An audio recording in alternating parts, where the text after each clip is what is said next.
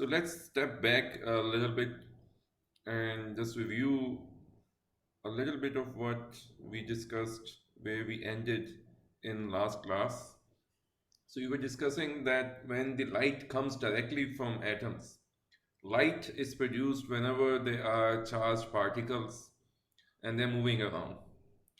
But these charged particles can be found in many places. Actually, every matter you see, since it's made of atoms, so it has electrons and protons, so it has charged particles. So light or any other form of electromagnetic radiation. So when I say light, you should think of light, radio wave, radio waves, X-rays, any kind of electromagnetic radiation. It can be easily produced from the matter, and it does. Like we see the light all around us. But the way it is produced can depend on where the electrons are. So if the electrons are inside the atom, if they're moving within the atom, then the atoms have a very special staircase of energy levels, and the electron can only move between those energy levels. So it's like a big falling in the field of Earth, and when the big falls, it loses some potential energy, and that energy comes out in some other form. So in this case, the energy comes out in the form of a photon, a light particle. And since in atoms these staircases have very specific values, so depending on which jump the electron takes, you get a very specific energy particle coming out. And from this formula, the energy translates into a very specific frequency. So depending on where this moves, you get very specific frequencies. And these frequencies then become signatures of the atoms. Atoms can give very specific frequencies. So like this is the signature of hydrogen. This is the signature of helium. And if you see these lines, you can tell where these lines are coming from. So they correspond to very specific wavelength or frequency, and you can read them off.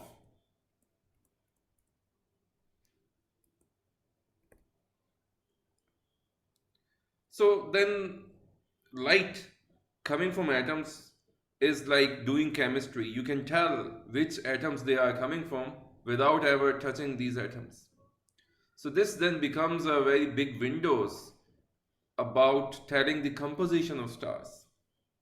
So you look at a star, and if you find these lines, you can tell which atoms are present there.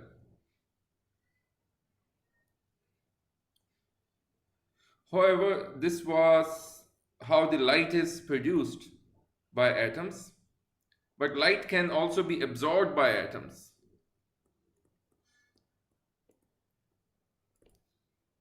So if light is being absorbed by atoms, it's again absorbed at exactly the same frequencies where it is produced.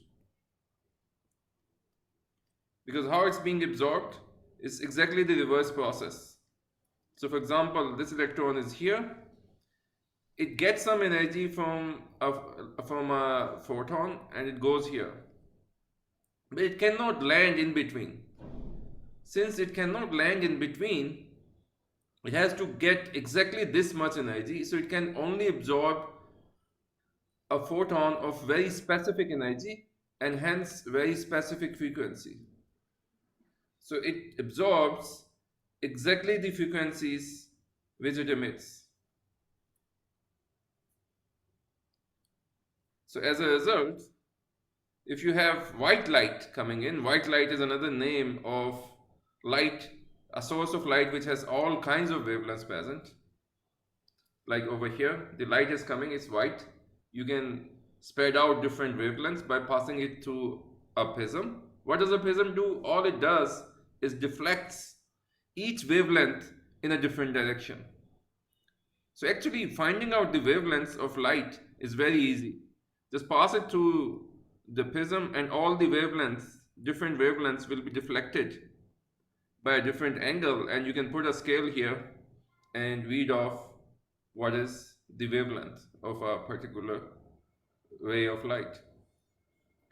So a white light has all these wavelengths, but if you pass it through like this cold atoms, so what's going to happen is those specific frequencies which are signature of these atoms, they get absorbed, and when then you look at this white light passing it through the prism, you find that some frequencies are missing, they have been absorbed, or at least they are dimmer because some of the photons have been absorbed, so they are not as bright as the other colors. So this then gives you these laws, two Kirchhoff's laws, that if you have a hot low density gas, why low density? Because you want to look at the atoms individually, then it produces an emission line spectrum, which is characteristic of the atoms which make up that gas. On the other hand, if you put a light source behind a cold low density gas, then some of the light will be absorbed, and it will be absorbed at very specific lines, wide line, because you are just looking at these lines. These lines should be understood as the frequencies or the wavelength. It's just you're referring to these lines because they look like lines, so people just call them lines. So it absorbs lights at absorb a very specific wavelengths. So you call it, this line refers to wavelength. So you call it an absorption line spectrum. These are the two Kirchhoff's law. And the first law says, how is this continuous spectrum, this white light, which has all the frequencies present in it in a continuous manner, how is this produced? Well, this is produced the way we produce it in bulb, or way we produce it in, let's say, when we burn some light, some fire. If you have a hot solid object, then it produces, or hot solid object or a hot dense gas, then it produces a continuous spectrum, because the electrons then are not bound to any specific atoms. They are just roaming around inside the solid. They are shared by everything, the whole material, and they don't have any orbits. They don't have any specific energy levels, so they can change their energy continuously. And since they can have this continuous change, so they produce all kinds of spectrum. Actually, the kind of spectrum they produce, this is called a thermal spectrum, and this kind of radiation is called thermal radiation, heat radiation. So what is this radiation? If you have any solid object or any dense object, if you heat it, it's going to produce some light, some electromagnetic radiation, just by the virtue of having a temperature. The reason is that the electrons are moving around. That's what we mean by a temperature. It's the random motion of electrons, random motion of atoms, electrons, anything which is composing the object. And that random motion then, because the electrons are charged, produces electromagnetic radiation, and it comes out, and we see it as a heat radiation. Heat radiation doesn't mean that it's some kind of a heat different from the other objects. It just means that heated objects produce it. Heated objects produce light. By that I mean electromagnetic radiation. And this is called heat radiation or thermal radiation. That's how your incandescent bulb works. It has a tungsten filament, you pass current, it gets heated up, and it gives out light. That's how, like, you can look at this piece of iron, an iron rod. If you heat it up to a very high degree, it starts glowing. Why is it glowing? Well, you may ask, why is it glowing? Well, this rule, any heated object, it gives off light.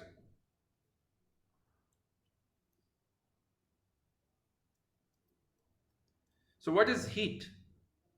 What do I mean by a heated object? It means that anything which has a temperature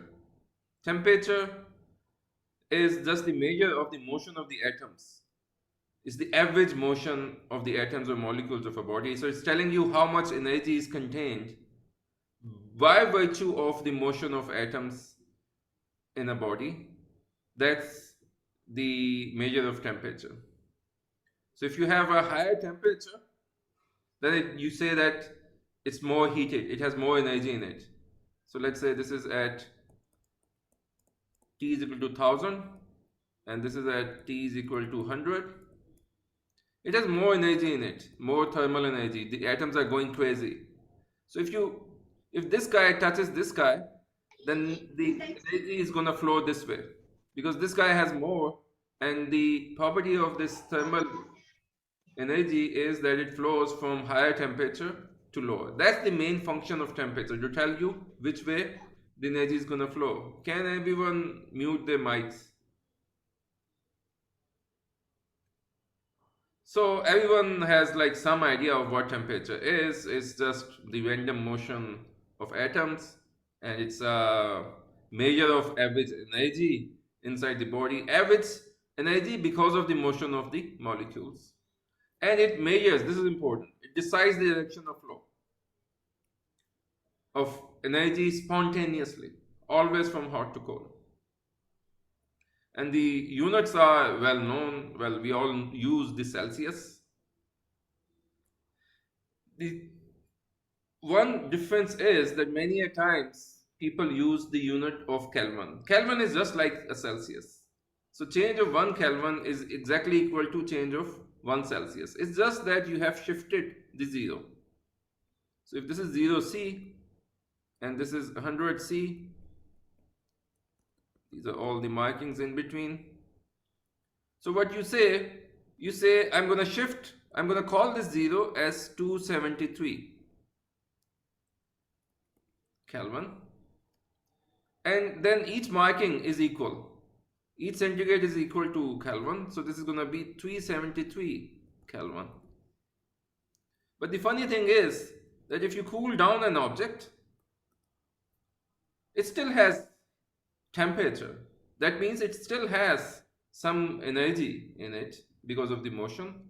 But finally, you reach a point 0 Kelvin or minus 273 centigrade, where you have taken away all the motion from it, all the motion energy from it. So you cannot cool down anything below it, 0 Kelvin. So that's the absolute lowest temperature.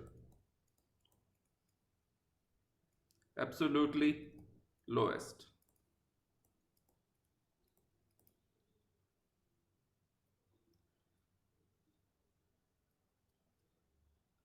Now this is just to give you some idea of what are the ranges of temperature. You already have some idea that freezing temperature of water is 0 degrees Celsius, so that would be 273 K. Boiling temperature is 373. Temperature at Pluto. So Pluto is very, very far away from Sun. It doesn't get much heated. It doesn't have a heat source except for Sun.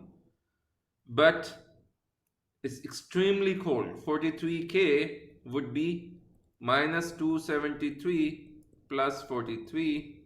So about equal to minus 230 K. Minus 230 degrees centigrades.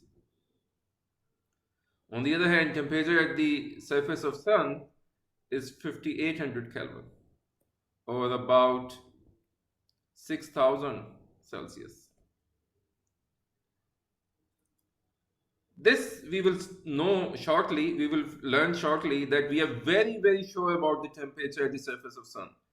Just like I told you, like we can do the chemistry of the surface of Sun by just looking at the lines, spectral lines which of the light coming from the Sun. Similarly, we can tell the temperatures very accurately but just by looking at the light coming from the Sun. You'll learn it in a minute. On the other hand, we also know that the sun's interior core is at about 15 million Kelvin. How do we know that? That's based on some physical model. That's not a direct measurement.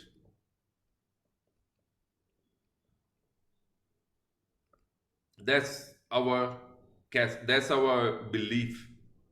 Our theory says that it must be like that, and we have proofs for this. Like we have many confirmation of our theory, which we learn, but it's not a direct measurement. Notice one more thing, like when I'm talking about higher temperature, then if you offset by 273 or not, doesn't really matter. Like if you're talking about millions of degree Kelvin, doesn't matter if you call it Kelvin or centigrade. It's just off by 273 compared to a million, so who cares?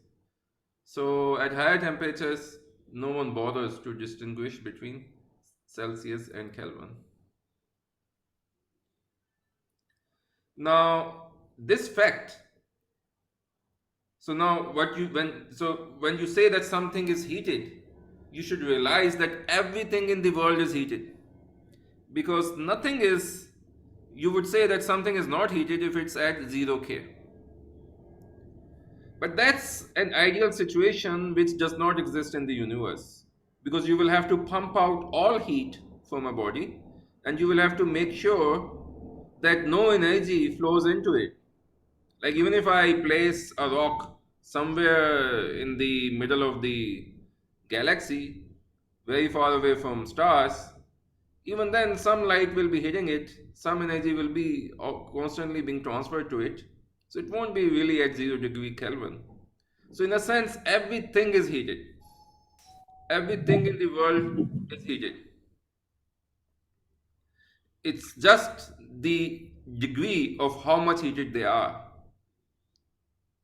So, so the temperature tells you how much heated they are, but everything is heated. And given that we have this rule, heated objects produce electromagnetic radiation, so we should expect that everything in the world is producing electromagnetic radiation all the time.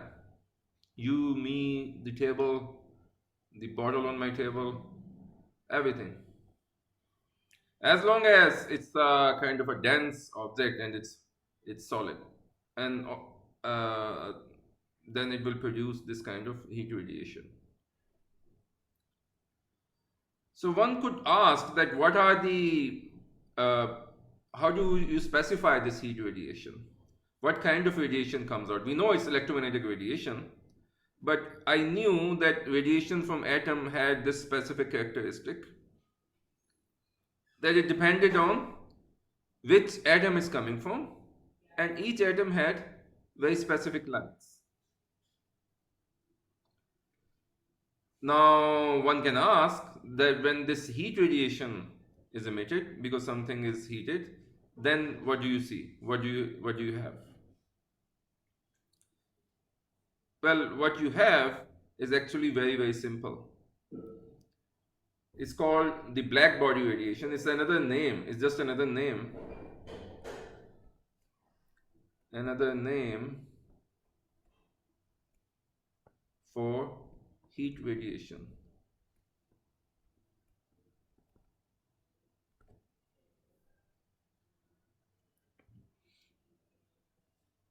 Well, one may ask, why is it called black body? If something is radiating, giving off light, we can go into that at some other time. For now, just take it as another name. So what happens is, what we find is that when something is heated, some solid object is heated, it doesn't give off specific wavelengths. It gives off all kinds of wavelengths, like over here. Over here, I have drawn, on this axis you have wavelengths, and on this axis you have the intensity, that how much light, how much power. So intensity would be power. Or another, in easy terms, amount of light. Because remember, we decided that how are we going to quantify how much light is coming out? We're going to tell what power.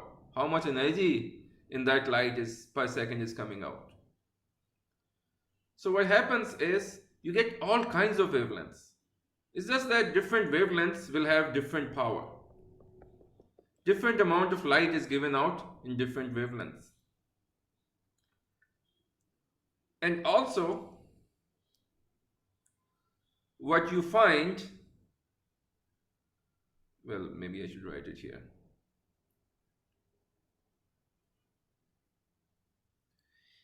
Every heated object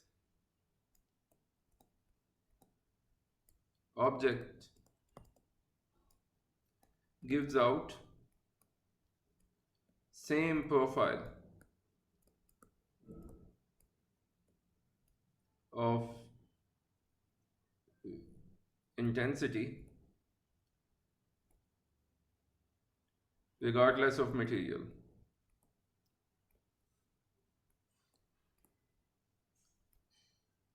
So if you heat a copper, if you heat a human, or if you heat a table, they all give off more or less same. If you like draw this graph, it will be same. It only depends on, this graph depends only on the temperature.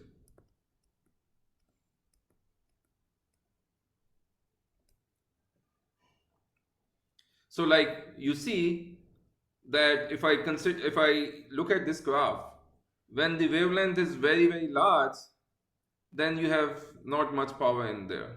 When the wavelength is very small, again you don't have much power. And you have a very specific wavelength, let's call it lambda peak, where you have the most power, and it falls off in a very particular way. This graph has a very particular shape. It's called the Plancks graph. And it only depends on the temperature, not on the kind of object which is giving off this radiation. So what this then tells you, that if you look at an object, and since every object is giving off this light, you take out its light, pass it through a prism, and measure how much energy you are getting in each wavelength. So plot this graph, plot this black body radiation graph or this Planck graph, and you look at its profile. So looking at profile, you won't be able to tell which material it's made of, but you will be able to tell what is its temperature, because this graph depends on temperature. Well, actually there's this Wien's law. It tells you, you don't have to actually look at the whole graph. You don't have to analyze the whole graph, as long as you know that it's a graph of the heated object. So it has more or less this shape. You confirm that it's a black body graph. Then all you need to know is what is the wavelength where you are getting the maximum power. So this wavelength, you just look which is the maximum wavelength, and this law is going to tell you what must be the temperature of the body which is giving out this radiation. So you can see from here, if I know the temperature of the body, I know at what wavelength it must be giving the maximum light. So this is in micrometer. Wavelengths units, as you know, are distance, so micrometer. Or on the other hand, if I just look at, if there's an object placed far away and I look at the light coming from it, I pass it through a spectrometer. So maybe you have not heard of this word, spectrometer. So spectrometer is just some kind of a scientific instrument which analyzes light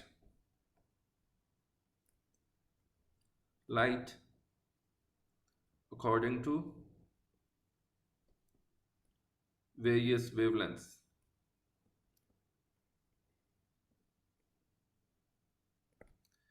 The simple one is just a prism. So you pass through light, It goes in different directions. You can place a photographic film here and you see where you get the most blackening. So through this, you can tell various wavelengths and you can tell which wavelength is stronger compared to the other. But obviously now we don't do it with a photographic film. You can make much more advanced electronic instruments. But the idea is this, that you separate out light into different wavelengths and then see which wavelength has how much power.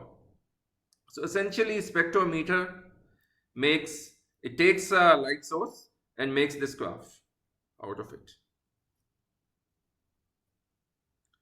So you look at an object far away and you draw this graph. You read off where is the lambda peak, where there is most power, and you can tell the temperature without ever touching it.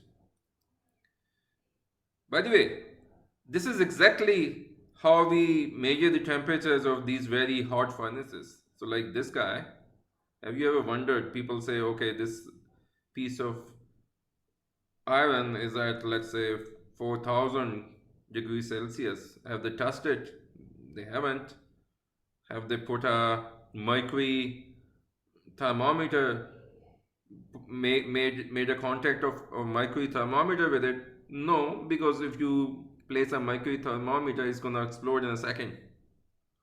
So what they usually do is just this. Look at this guy. You have this spectrometer. You can say it's a thermometer now. You never have to touch. You just look at it, and this thermometer essentially just looks at the light and picks up where's the peak and tells you the temperature. This is how they can tell you the temperatures of some very, very hot furnaces which people have created on Earth, which can create temperatures up to 1,000,000 degrees. And that's how you can tell very easily. They are used very routinely in industrial applications. No, people need temperatures in various industrial processes, and they never touch them. They always use this kind of remote measurement of temperature.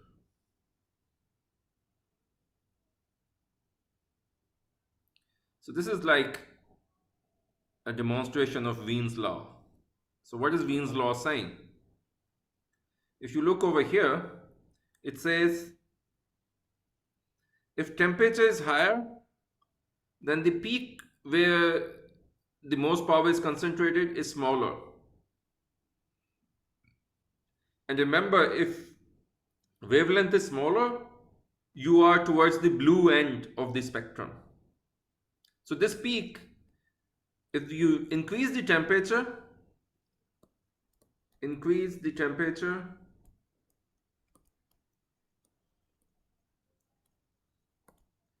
the peak of thermal spectrum shifts towards blue because it becomes smaller. So that's demonstrated here. All of these are Planck graphs. So at a lower temperature, the graph looks like this. At a higher, it looks like this. At further higher, it looks like this. Here, the peak is at 5000 K. This is the visible region. This region. The peak is somewhere in the visible. And then the peak is shifting towards blue as you increase the temperature.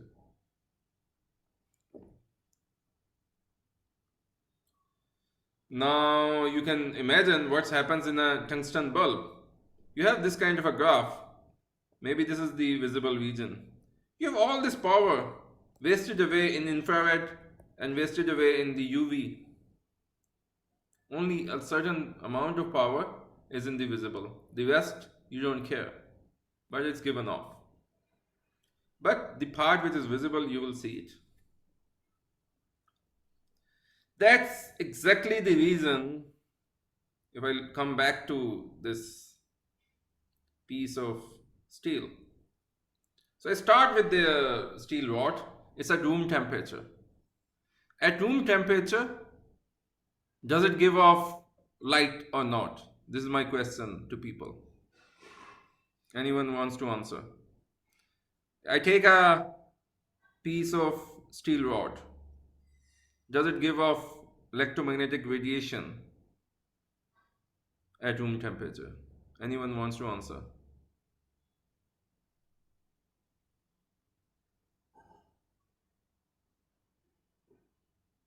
No hands? Is anyone even there?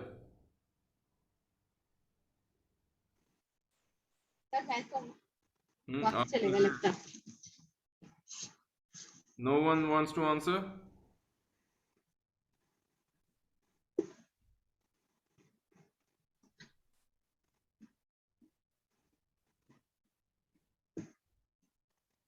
There's an answer in chat.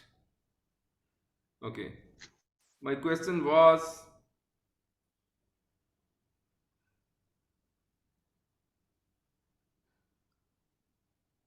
so just take a guess. You have a steel rod. It's written over here, heat radiation. Heated objects produce light or EM radiation. So you have a steel rod at room temperature. Is it going to produce light or EM radiation? Yeah. So Atik says yeah. So why don't you see it if it produces light? Well, the idea is that its graph is like this. This is the visible region. This is visible. Its graph is all concentrated in the infrared. Its peak is in the infrared, and only very little energy is in the visible region, so you don't see it. You're not able to notice it. It is giving radiation, but it's in the infrared region by virtue of Wien's law.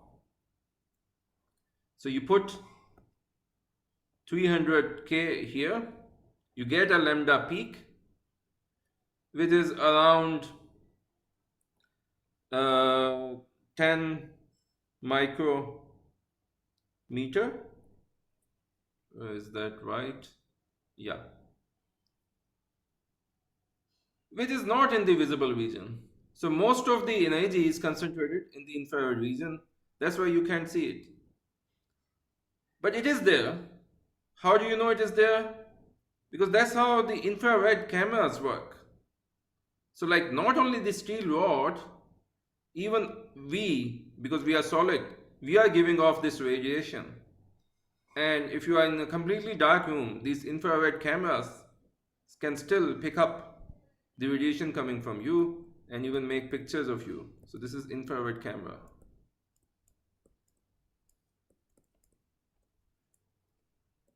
Works because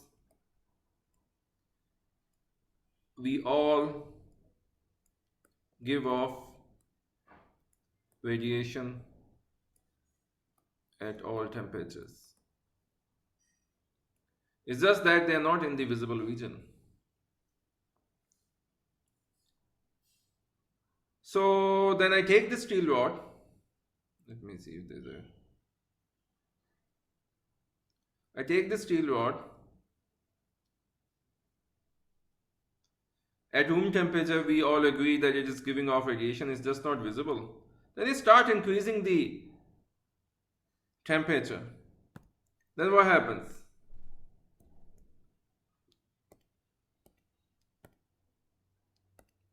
So as I start increasing the temperature by Wien's law, this peak shifts over here. Then I increase more, it shifts even more here. So I start getting appreciable amount of radiation power in visible region.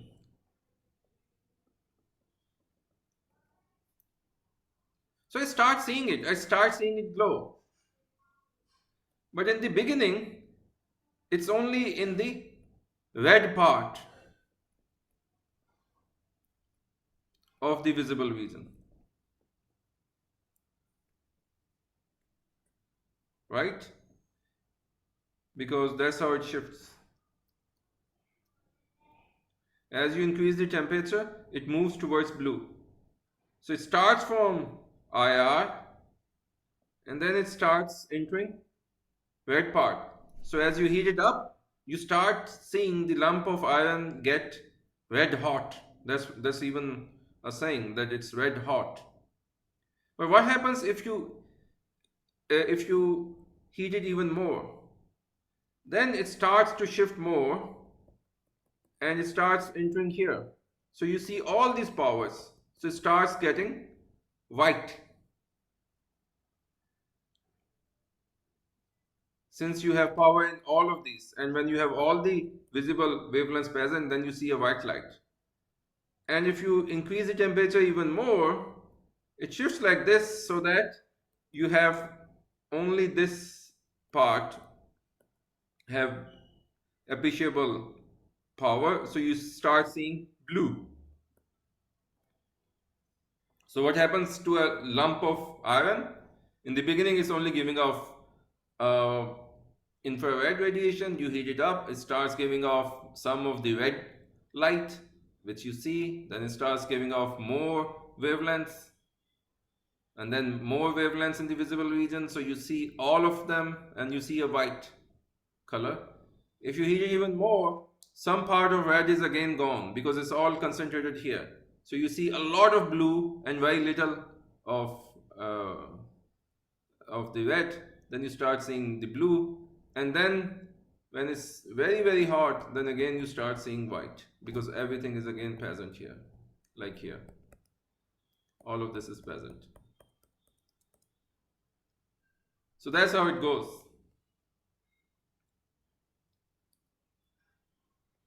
Now, if you look at stars, stars come in colors. You can actually observe it if you go to a very deserted area, go to a desert, look up, you will notice that star lights, they're not all same. Some are reddish, some are bluer, some are white. So what is this telling us? I can look at the star and the star's color is telling me the temperature. So what's happening, the star which is redder is at a lower temperature. The star which is at blue, which is yellow, is at an intermediate, is at a slightly higher temperature. And star which is at blue is more and more hotter, and star which is white is absolutely hot. So not only that, I can also measure their temperature, assuming that the surface is dense and hot, which it is. Because if it's giving off light, then it must be dense, it must be, I can check if it's thermal radiation or not. So all I do, I take starlight, pass it to a prism, pass it to a spectrometer, and see if it forms the Planck graph.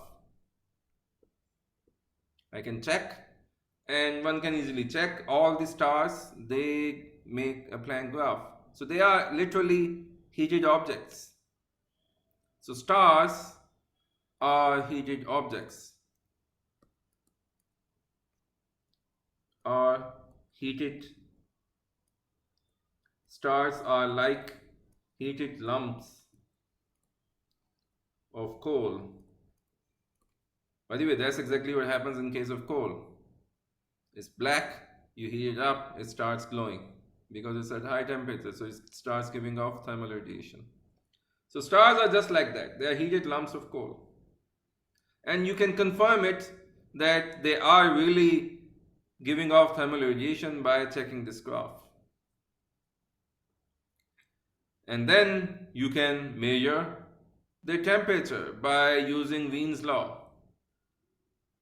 So take the starlight, pass it through a prism, see where the peak is, put it in formula, and you will get to know what is the temperature of that star.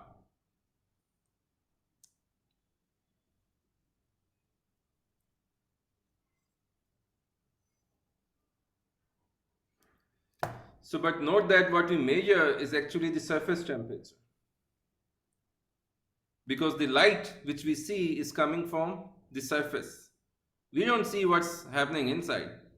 Like if I have a refrigerator inside and I put some ice and I coat it with some piece of coal, heat it up, put it on fire, the light which comes to me is from here. I don't know what's happening inside. It's only the surface which I see of the stars. So when I apply this Wien's law, when I check the light coming from star, I directly get the temperature of the surface. But I don't know what's happening inside. It may be hotter or something. So that's why I said that we are completely confident about the temperature of the surface of stars. Like I can tell you what is the temperature of sun's surface. It's about 5800.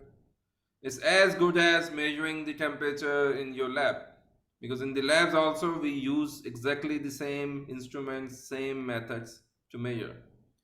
Sun being far away is no hindrance in measuring its temperature. If you see a star, Alpha Centauri, at 4 light years away, there is no difference in measuring its temperature of its surface compared to measuring the temperature in lab. Very easy to do, even if it's at hundreds of thousands of light years away. All you have to do is pass its light through a prism and draw its spectrograph.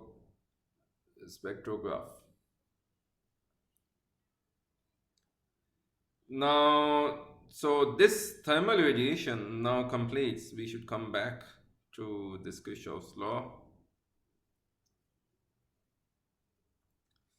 So this is what the first law says, that a hot solid or hot dense gas produces a continuous spectrum.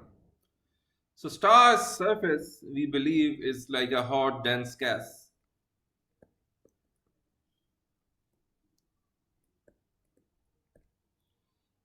But we don't have to just believe it. For this purposes, it's true because we can check its spectral graph. Since it's a Planck graph, so we know that it's exactly this thing which the Kirchhoff's first law talks about. It's the thermal radiation. It's the radiation coming from a hot object. So if it's the radiation coming from a hot object, any questions so far? Let's take some questions.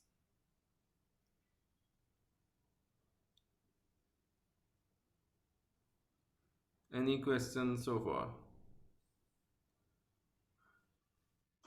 Professor, if we keep heating an object and it वो white से blue हो जाता है, but when the graph reaches the ultraviolet, so are we not able to see colors in the Oh, heated well, object? the thing is, actually, the graph shifts in a very particular way. It's a very good question.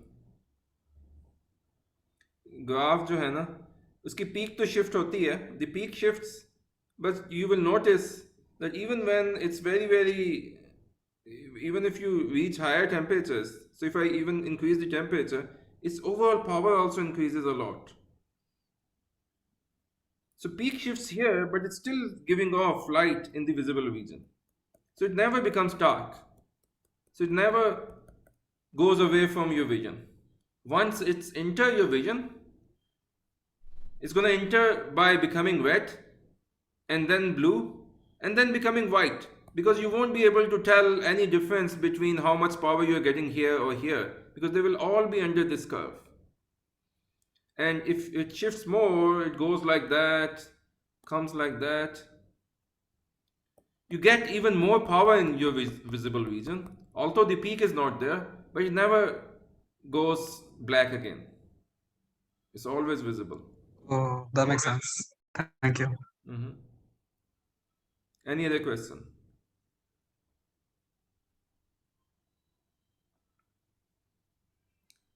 So if no more question, let me pose a question.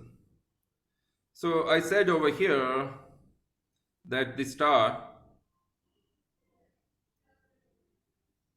is like a hot dense gas, and it's giving off this heat radiation. It's just like a lump of coal or a tungsten bulb, and I can measure its temperature. That's how I measured the temperature of sun. And it turns out that the sun's surface is hot, but not very hot. Like 6,000 Kelvin, 6,000 degrees centigrade, even from Earth's perspective, it's very, very hot. Like usual furnaces which you use in industry are not usually that hot. It's extremely hot, but not very hot. Like we regularly make much hotter temperatures on Earth. So it's like a medium hot, you can say, from the perspective of hot metals. It's a medium hot kind of a star. But still, it's a hot object. It's like a hot piece of coal.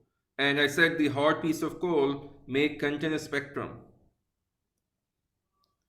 On the other hand, I told you yesterday that people observed hydrogen and helium. People knew that the sun was made of hydrogen because they saw this spectrum. And they discovered helium in sun before they discovered it on Earth because they saw these lines. So which one is it? Does it produce this or does it produce this? Well, that's the real question. Well, here is where the Kirchhoff's laws come into play. So both this and this are relevant. This is not. So what happens is that the internal core, well, you shouldn't say like the core inside or any amount of, let's make a picture of a star. This is like really outside gases. So the star is very heated all over here, and this surface has some temperature. So it produces heat radiation. And the more you go inside, the more dense it is. So it's dense and hot, it produces heat radiation by Kirchhoff's first law. The outside gases, they are hot, but everything is hot. So what do I mean by a cool, low density gas? What you really mean is that what you are looking into, like this thing, this gas must be colder than the source of your white light. So if this is colder than this, and this is lighter, this is less dense than this, then it will absorb some light. Because the atoms in this, on average, will be in lower orbits. So they will be able to absorb some of the photons and absorb some light. So for Kirchhoff's law, the outer layers, although they are very, very hot, let's say 5800 Kelvin, but still they are relatively colder, low density, compared to a source which is denser and hotter. So some light is absorbed, and it's absorbed at very specific wavelengths of the elements which are present in the outer surface. So these laws are relative. The outer surface is hot and dense, that's why it produces heat radiation, but at the same time it's colder with respect to what's inside. So it does produce some absorption as well. So in the end, what you see is this. You see this these are actual spectra of stars. You see this continuous range of wavelengths. They have just passed it through a prism, the light coming from these different stars. So they have this continuous range of spectrum, and depending on where is the maximum, you can tell what's the temperature.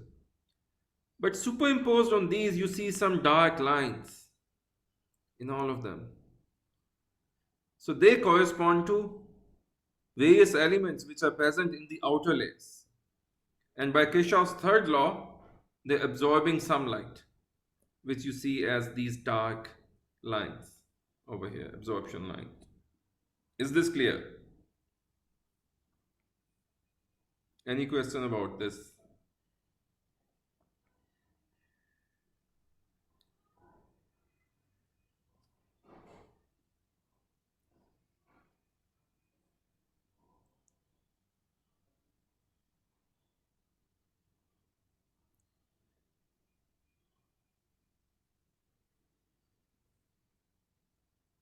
So now finally what we have is this. We get Wien's law. Wien's law tells us the temperature of the surface, and absorption lines in stars give information about what the elements are there, but it also tells us information about the temperature. How does it tells us about temperature? Because if you have in the outer layer, if you have very hot, the hydrogen will become ionized, so you won't have hydrogen atoms in there. So then it won't be able to absorb any hydrogen lines. If the temperatures are right, then hydrogen will form into various molecules. You will have even molecules present there because molecules cannot exist at very high temperatures. So if you have molecular absorption lines corresponding to different molecules, you will be able to tell that it's a cold star. So it's a very complicated analysis. You look at these lines.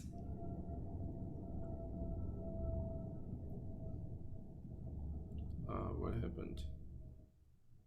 Yeah. You look at these lines, you match them with the known lines of hydrogen, helium, other elements, and depending on how strong these are, you can tell how much of atomic or let's say molecular hydrogen is present. Are there other molecules present? Have they been ionized or not? So depending on all of that, not only you can tell the composition of the outer layer, but you can also tell the temperature very accurately.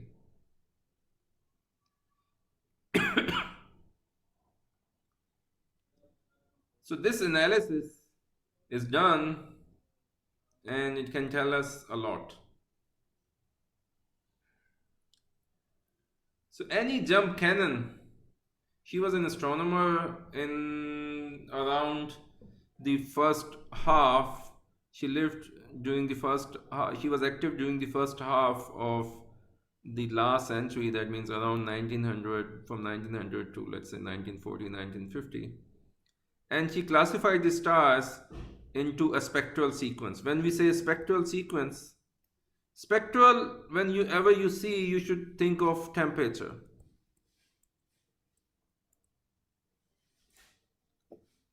So depending on what kind of spectra they are, she classified into how hot the atmospheres are.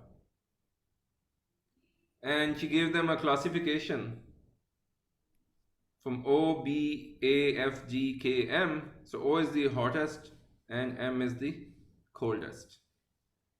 And each type is further divided into 10 subgroups, 0 to 9. So 0 is hottest and 9 is coldest. So like O0,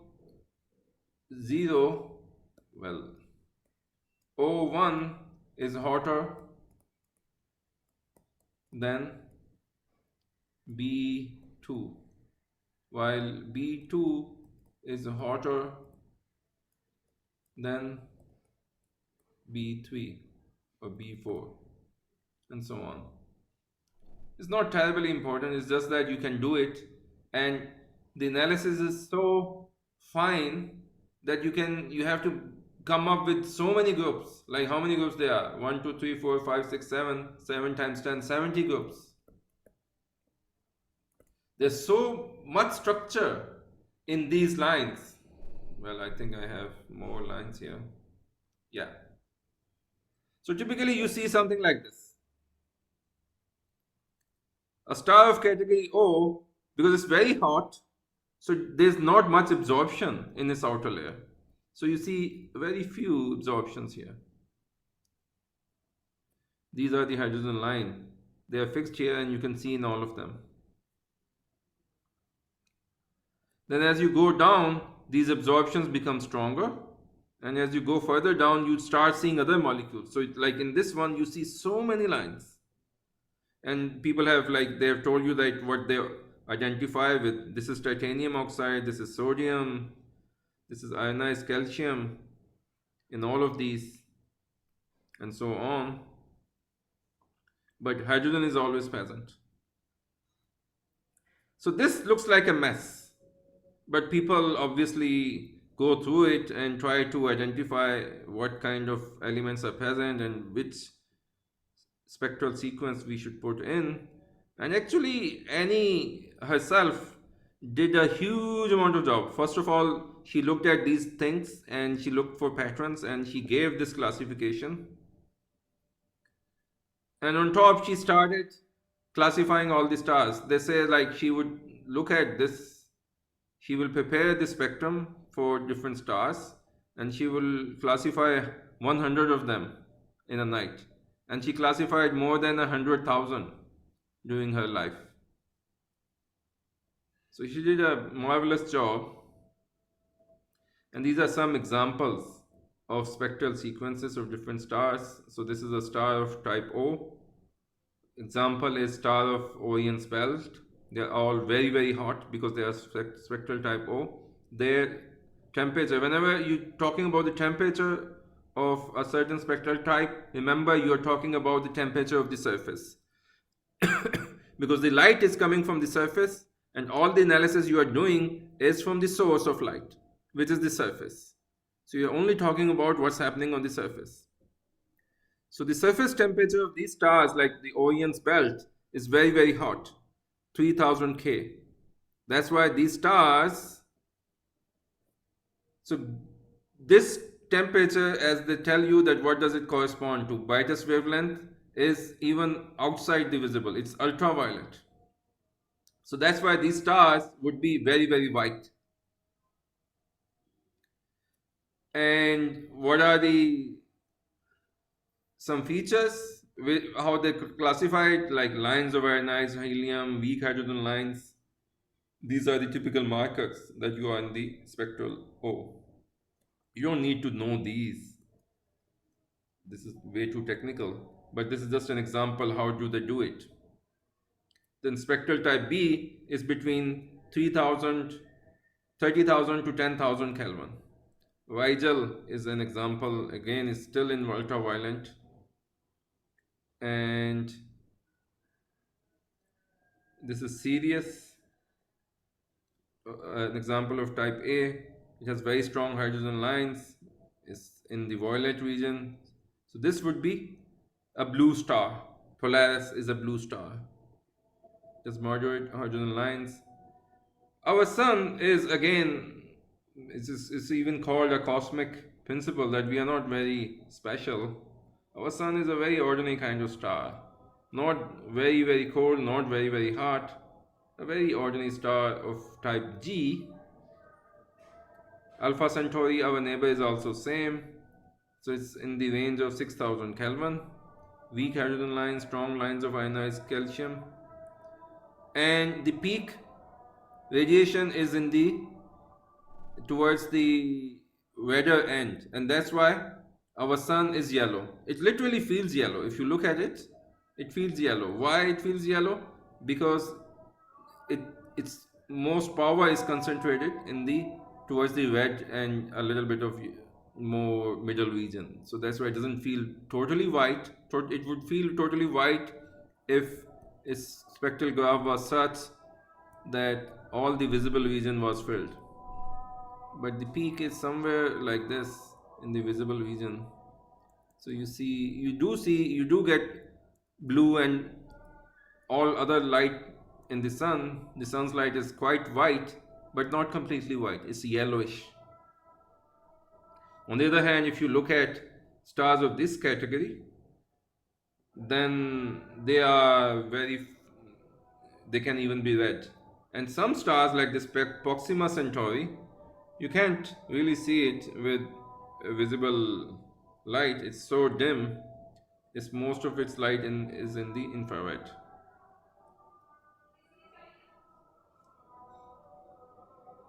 This is another example, a realistic example, what Annie was looking at. So this is the kind of photographic film she will get. And looking at this, she had to put it in some kind of a category.